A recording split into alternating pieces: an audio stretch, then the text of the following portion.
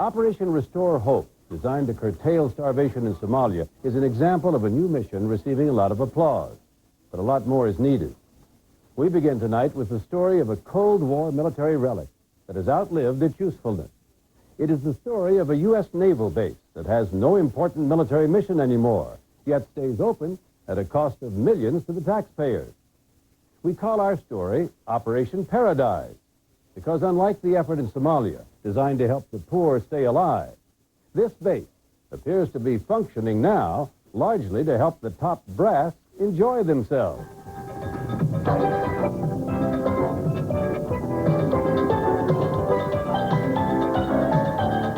"600 miles off the coast of South Carolina, warmed by tropical waters of the Gulf Stream, lies the tiny island of Bermuda. Very enchanting, very intriguing, and of course, very British. The British own Bermuda, but America's presence is felt. There is a U.S. Naval Air Station here, but its mission, like Bermuda itself, is wrapped in an air of mystery.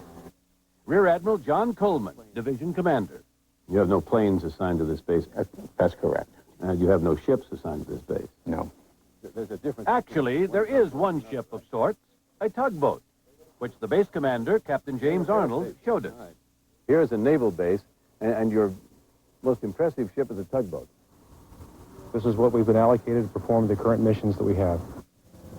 So just what is it that this base on the beautiful island of Bermuda does? We're not running a military installation here. We're running a Howard Johnson's. I've seen more brass here in Bermuda than I've ever seen in my entire Navy career. Senior Chief Petty Officer George Randy Taylor and Petty Officer Second Class Tom Coggins, both active duty sailors with excellent records, decided to blow the whistle on what they believe is an abuse of rank and privilege.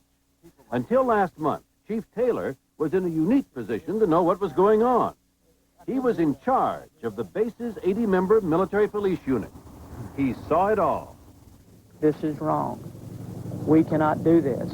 Chief Taylor's complaint is that the base has become a playground for senior military and civilian personnel, whose only real purpose for visiting is to vacation. Now, do most military officers who come down here come alone? No, sir. They usually bring their wife. Some of them bring their children. Some have brought their girlfriends. And the taxpayers are paying for this. We're paying for them, right? Back in 1941, the United States leased this ground from the British for 99 years. And during World War II and the long Cold War with the Soviet Union that followed, this base played a vital role in the defense of the West. No doubt about it. It is a great pleasure to be once again in this lovely island. But with the collapse of the Cold War, the base's main mission collapsed also. And today, the Navy is struggling hard to justify its existence. We visited the base to see how the Navy would describe its present mission. Captain Arnold gave us a briefing. A question might be asked relative to NATO programs, but what... We learned that this base falls under the NATO umbrella, but it belongs to the U.S. Navy, which will spend a projected $38 million next year to run it. The base has a number of standby functions and even houses a NASA tracking station, but its primary day-to-day mission is to support Bermuda's civilian airport, which uses the base's runway. That's right, the U.S. Navy operates the Air Traffic Control Center and Tower for the Bermuda government, which in turn takes the lion's share of the landing fees. Why not let the British government pay for this, Admiral? Sam, the Navy would like to close a lot of bases. But that is a political decision, not a military decision. Maybe so, but in the meantime, the brass are living it up, thanks to this base's continued existence. PrimeTime has obtained the base's handwritten logs that show the bookings month by month, that indicate that in the past 18 months alone, at least 60 admirals or generals, active duty or retired, visited this base, as did 59 captains or colonels. Many of them ferried over aboard military aircraft. The VIPs stay in 2 guest apartments located in this multi-million-dollar mansion called Longbird, where Captain Arnold lives, or they stay in this guest house, Cottage 512, which the Navy redecorated this year at a cost of over $53,000. Cottage 512 has 2 comfortable bedrooms, a modern kitchen, an expansive dining room, living room area, and best of all, a superb patio with harbor view. Guest book entries attest to the comfort Admiral David Jeremiah, Vice Chairman of the Joint Chiefs, wrote, "Connie and I had an outstanding vacation after their 5-day stay. And no wonder. Taylor and Coggins say your tax dollars help roll out the welcome mat." There are literally task forces assigned to these admirals to pamper them. Once they arrive, they have the government vans here, which provide the transportation. They have the drivers, maid service. Of course, there is a modest fee guests pay. It's $25 a day per person. Children under 18, $6. Less during off-season, with plenty of extras. That's a deal, Chief. That is a deal. That is a deal.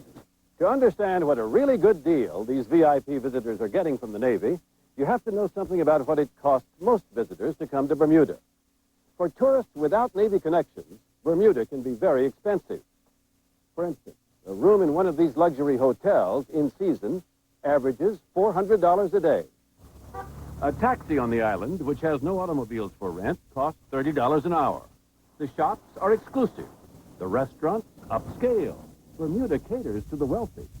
Ross Perot and Son have a compound down the road in a section called Billionaires Row.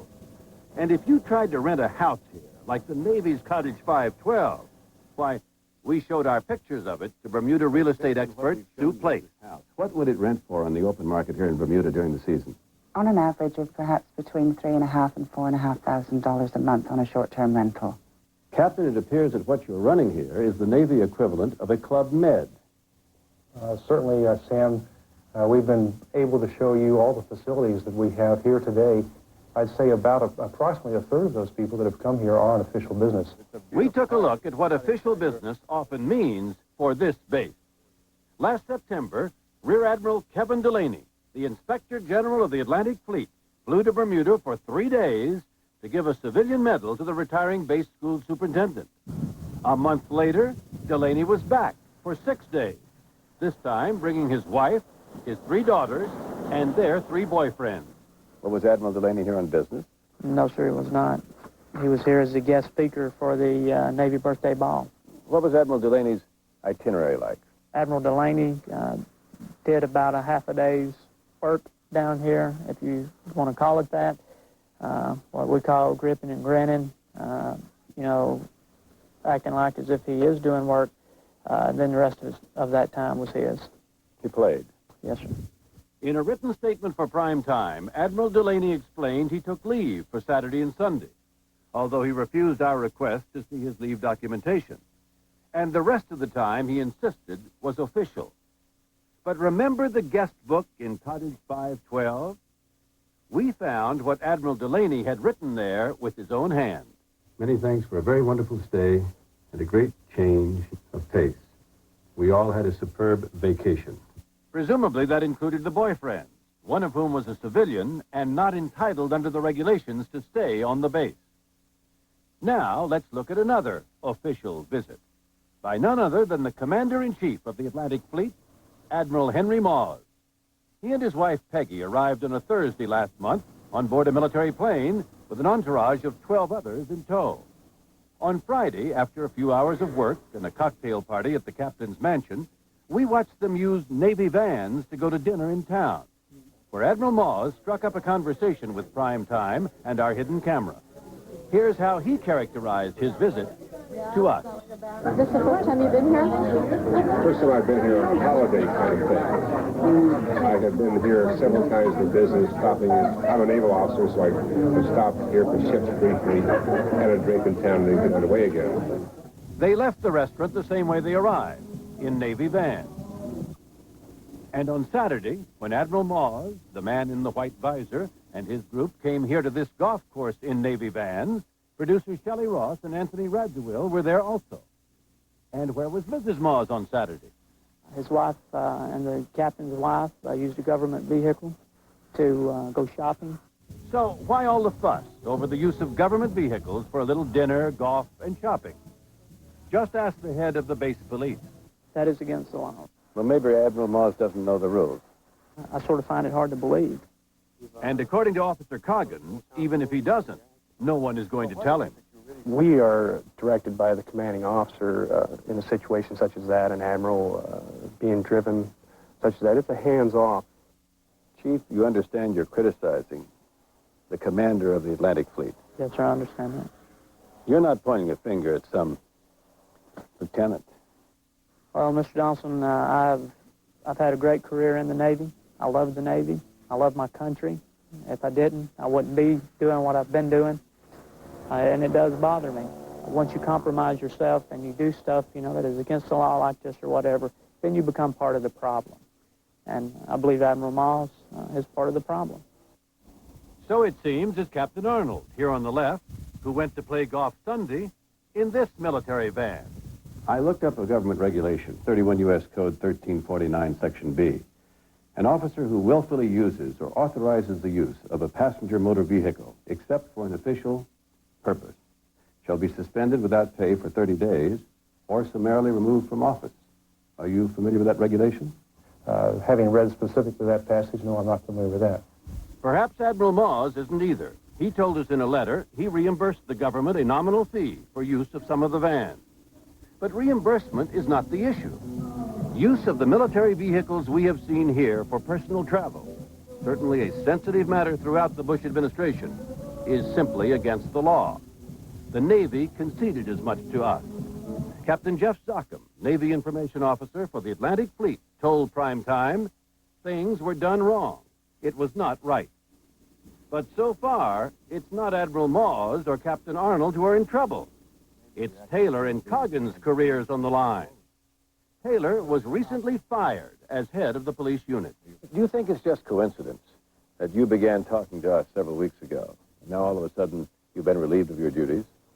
No, sir, I don't think it's coincidence at all. Chief Taylor says after he began blowing the whistle, first through channels, he was ignored, then by calling the Navy fraud hotline, nothing happened, and finally by talking to PrimeTime, he was charged with insubordination over a minor unrelated incident. And, most disturbing of all, Captain Arnold sent him off for a psychiatric examination. The military retreated to a tactic that they've been using for decades. Tom Devine is a lawyer with GAP, the Government Accountability Project, a nonprofit watchdog group in Washington helping Taylor and Coggin. It's the same tactic that we used to see in the Stalin to Brezhnev era in the old Soviet Union. If you challenge the powers that be, you have to be considered insane, or at least psychiatrically unfit for government service. Unfit? We looked at the records compiled by both of our whistleblowers, the Navy's own past evaluations of their fitness. Some examples. For Coggin, displays a high degree of honesty, loyalty, and integrity. For Taylor, who saved lives and saved a total of $1 million in cost-reducing efforts. Superior dedication, a true superstar, a human polygraph. In fact, just last September, Taylor's immediate superior in Bermuda wrote he is a superior role model who turned a non-functioning security department into one of the best in the fleet. It didn't surprise us when the Navy psychiatrist found Taylor fit for duty. But is that the end of it? Tom Devine, who's looked at over 1,000 whistleblower cases, fears it may not be. At a gap we call whistleblowing the sound of professional suicide. And that's what generally happens to people who stick their necks out. What you're telling me is that their Navy careers are effectively over. I hope the Navy proves me wrong. We believe there's a good case that you have moved against this man because he was a whistleblower. And we think that when he is sent for psychiatric evaluation, after all of this record, that you are simply trying to get rid of him. I can assure you that your premise is incorrect. All right, I appreciate that. I assure you that we will be watching what happens to this man. Meanwhile, the base, which you recall has no warships or planes, is in the middle of a new $44 million NATO building program, authorized back in 1989. They're building a new emergency runway and a huge new hangar, although even Admiral Coleman concedes they aren't needed anymore. No, we don't need it at this stage. And from what we saw, neither is the base. Once vital to our defense, it is no longer. Senator John McCain, Navy veteran and Vietnam War hero, ought to know. Now, if that's the case, then I certainly think you can make a case for closing that base. Well, you're a member of the Armed Services Committee. Yes. It's a powerful position. Will you look into this? Absolutely. Absolutely. For 7 days in August of last year, Senator McCain vacationed on the Bermuda base. He brought a party of 12, including his wife, his older children and their spouses, his younger children, a grandchild, and their nanny. Senator McCain and other retired military personnel, as well as those still on active duty, are entitled to stay in guest quarters on military bases with their dependents if space is available. That's an entitlement enacted long ago as a reward for dedicated service to the country for generally low pay. But the pay scales have changed. Senator McCain's combined Senate pay and military pension is $170,000 a year. And Admiral Maws's pay and allowances total $106,000 a year, not counting his housing, which he gets free.